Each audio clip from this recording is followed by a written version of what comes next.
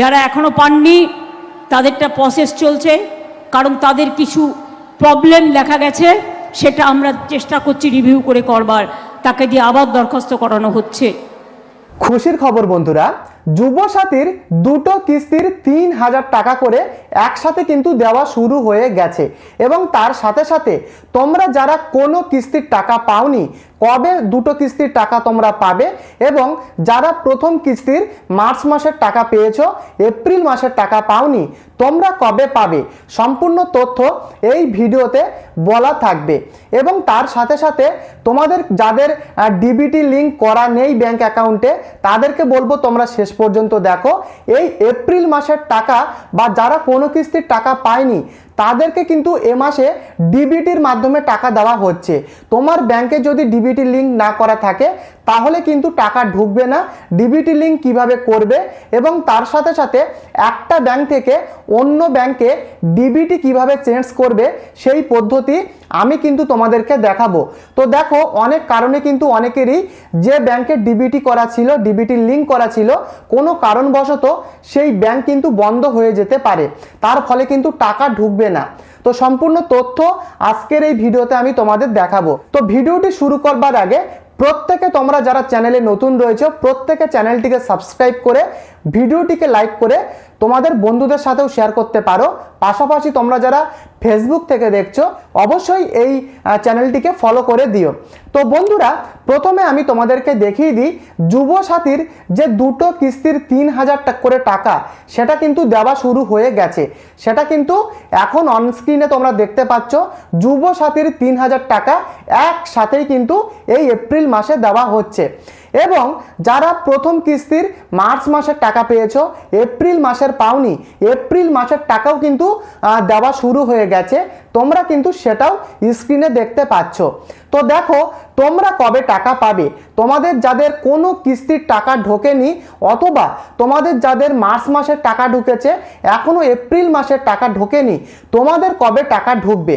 তো দেখো, প্রত্যেকটা মঞ্চ থেকে রাজ্যের মাননীয় মুখ্যমন্ত্রী মমতা ব্যানার্জি তিনি কিন্তু প্রতিবার কিন্তু প্রত্যেকটা জনসভা থেকে বলছেন যে যাদের টাকা ঢোকেনি এখনো পর্যন্ত, তাদেরটা কিন্তু ডুপ্লিকেট রয়েছে বা কোনো ভুল রয়েছে, ফলে তাদেরকে কিন্তু আস্তে আস্তে টাকা দিয়ে দেওয়া হবে।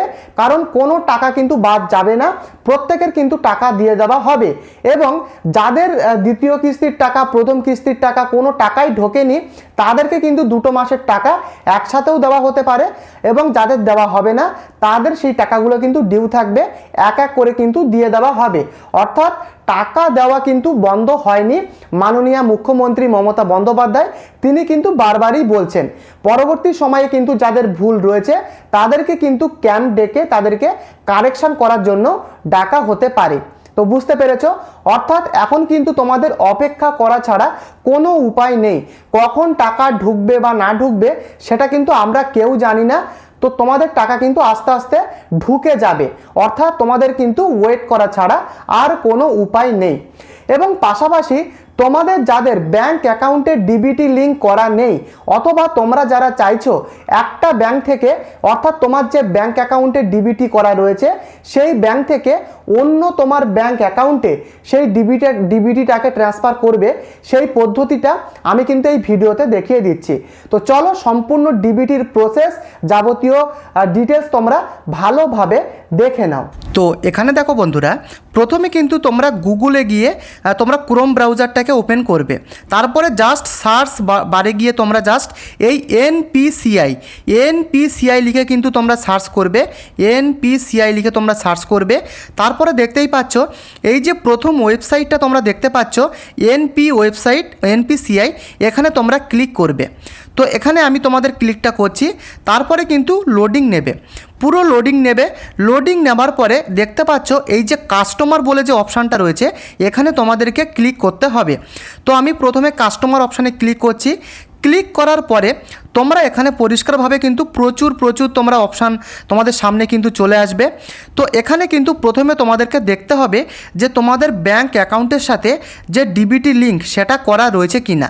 তো সেটা কিভাবে চেক করবে, তার জন্য এখানে প্রথমেই তোমাদের দেখতেই পাচ্ছ এই যে ভারত আধার সিডিং এনাবেলার, এই ওয়েবসাইটে কিন্তু তোমাদের ক্লিক করতে হবে। তো আমি এখানে ক্লিকটা করলাম। ক্লিক করার পরে এরকমভাবে কিন্তু লোডিং নেবে। লোডিং নেবার পরে পুরো ওয়েবসাইটটা কিন্তু খুলবে তোমাদের সামনে। এইভাবে এবারে আসার পরে দেখতে পাচ্ছ এখানে পরিষ্কারভাবে লেখা রয়েছে যে আধার ম্যাপড স্ট্যাটাস, আধার ম্যাপড স্ট্যাটাস। জাস্ট এখানে তোমরা ক্লিক করবে। ক্লিক করার পরে কিছুটা লোডিং নেবে। লোডিং নেওয়ার পরে দেখতে পাচ্ছ এখানে কিন্তু তোমাদের কিন্তু যে আধার নাম্বার সেটা কিন্তু তোমাদেরকে এখানে বসাতে হবে। তো এইভাবে তোমরা কিছুটা তুলবে। দেখো এখানে তোমাদের কিন্তু আধার নাম্বারটা এখানে তোমাদের প্রথমে বসাতে হবে, আধার নাম্বার বসাতে হবে। তারপরে এই যে ক্যাপচা তোমরা দেখছো, এই ক্যাপচাটাকে দেখে দেখে তোমরা এখানে বসিয়ে তারপরে তোমরা এখানে চেক স্ট্যাটাস এই অপশানে কিন্তু ক্লিক করলেই তোমার যে ব্যাঙ্ক অ্যাকাউন্টের সাথে তোমার আধার লিঙ্ক করা রয়েছে সেটা কিন্তু তোমরা দেখতে পারবে। এবং বন্ধুরা চেক স্ট্যাটাসে ক্লিক করার পরে তোমাদের আধার নাম্বারের সাথে যে মোবাইল নাম্বার লিঙ্ক করা রয়েছে সেই মোবাইল নাম্বারে কিন্তু একটা ওটিপি আসবে এবং সেই ওটিপি নিয়ে এখানে তোমরা বসিয়ে জাস্ট কনফার্ম বাটনে ক্লিক করবে। তো এখানে আমি ক্লিকটা করছি, তারপরে কিন্তু এভাবে লোডিংটা নেবে। দেখতেই পাচ্ছ তোমাদের সামনে কিন্তু পুরো কিন্তু ডিবিটির যে স্ট্যাটাস সেটা কিন্তু খুলে যাবে। এবং দেখো পরিষ্কারভাবে লেখা রয়েছে ম্যাপিং স্ট্যাটাস এনাবেল, অর্থাৎ ডিবিটি লিঙ্ক কিন্তু অ্যাক্টিভেট রয়েছে। কোন ব্যাংকের সাথে? এখানে কিন্তু দেখাচ্ছে পাঞ্জাব ন্যাশনাল ব্যাংক, অর্থাৎ তোমার যে ব্যাংকের সাথে আধারের ডিবিটি লিঙ্ক করা রয়েছে তোমার ক্ষেত্রে কিন্তু সেই ব্যাংক দেখাবে। বুঝতে পেরেছো? তো দেখতেই পাচ্ছ এখানে কিন্তু দেওয়াই রয়েছে এবং লাস্ট আপ টু ডেট কবে করা হয়েছে এই তারিখে, সেটা কিন্তু তুমি দেখতেই পারবে যখন তোমারটা তুমি চেক করবে। এইভাবে কিন্তু পুরো ব্যাপারটা দেখতে হবে যে তোমার ডিবিটি লিঙ্ক কোন ব্যাংকের সাথে করা রয়েছে। এবং এর সাথে সাথে তোমরা অনেকেই রয়েছো যে ব্যাংকের সাথে তোমাদের ডিবিটি লিঙ্ক করা রয়েছে এবং তোমরা চাইছো সেই ব্যাংক থেকে অন্য ব্যাংকে ডিবিটিটাকে ট্রান্সফার করবে। এর অনেক রকম কারণ রয়েছে, অর্থাৎ যে ব্যাংকের সাথে তোমাদের ডিবিটি আগে করা ছিল বর্তমানে হয়তো সেই ব্যাংক অ্যাকাউন্টটা তোমরা অ্যাক্টিভ চালাও না বা ক্লোজ হয়ে গেছে। সেক্ষেত্রে তোমরা একটা ব্যাংক থেকে অন্য ব্যাংকে কিভাবে ডিবিটিটাকে ট্রান্সফার করবে তার জন্য কি করতে হবে দেখতেই পাচ্ছ। এই যে লেখায় রয়েছে আধার সিডিং বা ডিসিডিং, এই অপশানে কিন্তু তোমাদেরকে ক্লিক করতে হবে। তো এখানে তোমরা ক্লিকটা করবে, তারপরে দেখে নাও এখানে পরিষ্কারভাবে লেখা রয়েছে কনফার্ম, এখানে তোমরা ক্লিক করবে। যখনই তোমরা এই অপশানে ক্লিক করবে তখন কিন্তু তোমাদের সামনে এরকম একটা ওয়েবসাইট খুলে যাবে। এখানে প্রথমে তোমার আধার নাম্বারটা বসাবে এবং বসানোর পরে এভাবে কিছুটা নিচে আসার পরে দেখতে পারবে যে রিকোয়েস্ট ফর আধার।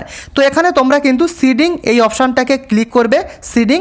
তারপরে এখানে তোমার ব্যাংক সিলেক্ট করতে হবে, সিলেক্ট ব্যাংক। তোমার যে ব্যাংক রয়েছে সেটা কিন্তু এখান থেকে তোমরা সিলেক্ট করবে। দেখো ক্লিক করার পরে কিন্তু এখানে বিভিন্ন ব্যাংক তোমাদের সামনে চলে আসবে। তো এখানে আমি তোমাদের পাঞ্জাব ন্যাশনাল ব্যাংকটা দিয়ে দেখাচ্ছি। তো আমি এখানে পাঞ্জাব ন্যাশনাল ব্যাংকটাকে সিলেক্ট করছি। দেখো এখানে পাঞ্জাব ন্যাশনাল ব্যাংক রয়েছে।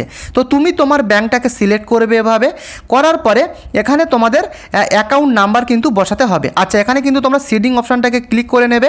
করার পরে এখানে তোমরা দেখতেই পাচ্ছ যে সিডিং টাইপ, অর্থাৎ তোমার যদি পূর্বের কোনো রকম তোমার ব্যাংক অ্যাকাউন্টের সাথে কোনো ডিবিটি লিঙ্ক করা না থাকে সেক্ষেত্রে কিন্তু তোমরা এই ফ্রেশ সিডিংয়ে ক্লিক করবে।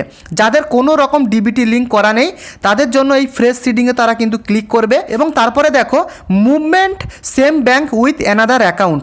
ধরো তোমাদের পাঞ্জাব ন্যাশনাল ব্যাংকে তোমার দুটো অ্যাকাউন্ট রয়েছে এবং তুমি চাইছো সেই পাঞ্জাব ন্যাশনাল ব্যাংকের একটা অ্যাকাউন্ট থেকে আর একটা পাঞ্জাব ন্যাশনাল ব্যাংকের অ্যাকাউন্টে তোমার ডিবিটিটাকে তোমরা ট্রান্সফার করবে। সেক্ষেত্রে কিন্তু তোমরা এই movement same bank with another অ্যাকাউন্টে তোমরা জাস্ট ক্লিক করবে। এবং তৃতীয় অর্থাৎ ফাইনালটা তোমরা দেখে নাও, movement from one bank to other bank. ধরো তোমার পিএনবি অর্থাৎ পাঞ্জাব ন্যাশনাল ব্যাংকে একটা অ্যাকাউন্ট রয়েছে এবং তুমি চাইছো এই পিএনবি অ্যাকাউন্ট থেকে তুমি তোমার অন্য যে এসবিআই অ্যাকাউন্ট রয়েছে সেখানে তুমি ট্রান্সফার করবে। সেক্ষেত্রে কিন্তু তোমরা এই তৃতীয় অপশানটাতে ক্লিক করবে। তোমার যে ব্যাংক হতে পারে সেটা কিন্তু তোমার মতোভাবে তোমরা এখানে সিলেক্টটা করবে। এগুলো কিন্তু আমি তোমাদের বোঝানোর জন্য বলছি। তো এইভাবে কিন্তু তোমাদেরকে এখানে সিলেক্ট করতে হবে। তারপরে দেখে নাও অ্যাকাউন্ট নাম্বার, তোমার ব্যাংক অ্যাকাউন্ট নাম্বারটা এখানে তোমরা বসাবে। তারপরে কনফার্ম অ্যাকাউন্ট নাম্বারটা দ্বিতীয়বার আবার বসাবে। তারপরে এখানে যে চেক বক্স দেখছো এখানে তোমরা চেক বক্সটাকে এখানে ক্লিক করবে। ক্লিক করার পরে এভাবে তোমরা নিচে আসবে এবং এখানে তোমাদের সামনে কিন্তু একটা ক্যাপচা আসবে। এই ক্যাপচা দেখে দেখে ঠিক এখানে কিন্তু তোমরা এখানে দেখে দেখে বসাবে। বসানোর পরে এখানে জাস্ট সাবমিট বাটনে ক্লিক করলেই তোমার যে অ্যাপ্লাই সেটা কিন্তু অলরেডি সাবমিট হয়ে যাবে। আশা করি পুরো ব্যাপারটা তোমরা ক্লিয়ার হতে পেরেছো। যদি এখনও পর্যন্ত বুঝতে না পারো আমাকে কিন্তু অবশ্যই কমেন্ট করে লিখে জানিও, আমি কিন্তু তোমাদের যাবতীয় প্রশ্নের হেল্প কিন্তু আমি তোমাদের করব।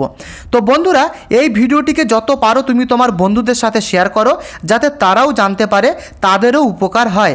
এবং চ্যানেলে যদি তুমি নতুন হয়ে থাকো, প্রত্যেকে তোমরা যারা যারা নতুন রয়েছে প্রত্যেকে এই চ্যানেলটিকে সাবস্ক্রাইব করে অবশ্যই এই ভিডিওটিকে প্রত্যেকে একটি করে লাইক করে দিও। দেখা হচ্ছে পরবর্তী ভিডিওতে। ধন্যবাদ।